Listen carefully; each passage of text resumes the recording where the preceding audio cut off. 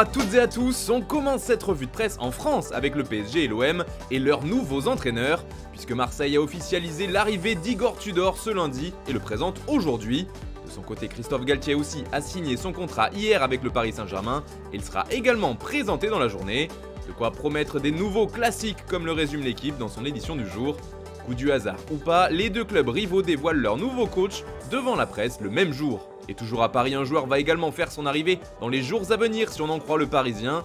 En tout cas, d'après le journal, Scamacca sera la prochaine recrue du PSG. Sassuolo et le Paris Saint-Germain sont tout proches d'un accord qui devrait tourner autour des 50 millions d'euros. Et justement, du côté de l'Italie, deux hommes font la une de la Gazzetta dello Sport. Deux talents qui peuvent changer l'équilibre du championnat d'après le quotidien transalpin. Il y a d'abord Charles de Ketteler suivi de près par l'AC Milan. L'autre c'est Nicolas Zaniolo que tout mène vers la Juventus. Notamment car de l'argent va rentrer dans les caisses de la vieille dame avec le transfert à venir de Matthijs de Ligt, comme l'explique le Corriere dello Sport sur sa une. La vente du néerlandais va rapporter au moins 100 millions d'euros, alors que Chelsea et le Bayern sont en pleine bataille pour le signer. Et donc, ça ouvre les portes aux Turinois pour l'opération Zaniolo, comme le résume également Tuttosport ce mardi. Il court vers la Juve, titre même le journal italien. En Espagne maintenant, place à deux nouvelles recrues au FC Barcelone. On vous en parlait hier dans le JT. Le Barça a officiellement enregistré les arrivées de Kessié et Christensen, les deux premiers renforts de l'été chez les coulés. Les deux font la paire et font surtout la couverture de Sport aujourd'hui. Alors que dans le même temps, Riqui Puig se rapproche de la Fiorentina. Le duo de recrues fait également la une de Mundo Deportivo qui évoque de la puissance et de la classe pour ces deux joueurs arrivés libres de tout contrat. Les deux ont signé jusqu'en 2026 comme le rappelle le journal et les deux ont désormais une clause libératoire de 500 millions d'euros. On file en Angleterre où une info extra-sportive fait couler beaucoup d'encre. Une star de Première Ligue a été arrêtée chez elle à 3h du matin, en pleine nuit, rapporte The Sun. Ce joueur est suspecté dans une affaire de viol et il a été arrêté par la police chez lui alors qu'il était en train de dormir dans son manoir, précise le tabloïd. Pour l'instant, le nom du footballeur n'a pas filtré, mais le Sun explique qu'il est dans la vingtaine. C'est aussi ce qu'avance The Daily Telegraph qui a dévoilé l'information.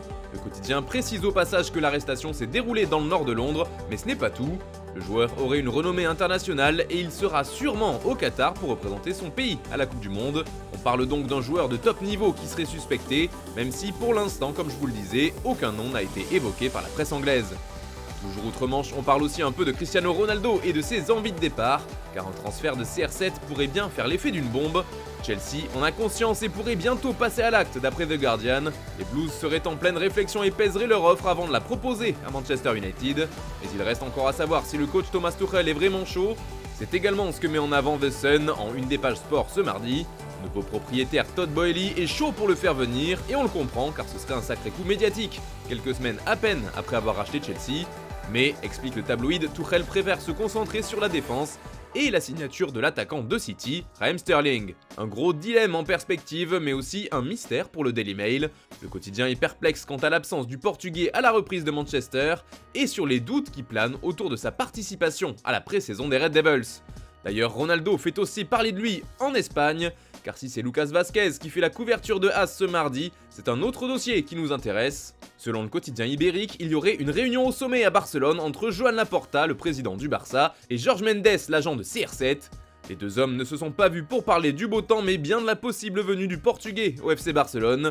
Du côté du club catalan, c'est une opération qui serait sérieusement étudiée selon As. La possibilité de le faire venir avait déjà été évoquée l'été dernier et revient donc cette année. Ronaldo aurait notamment l'avantage d'être moins cher que Robert Lewandowski, toujours bloqué par le Bayern qui se montre très, voire trop gourmand.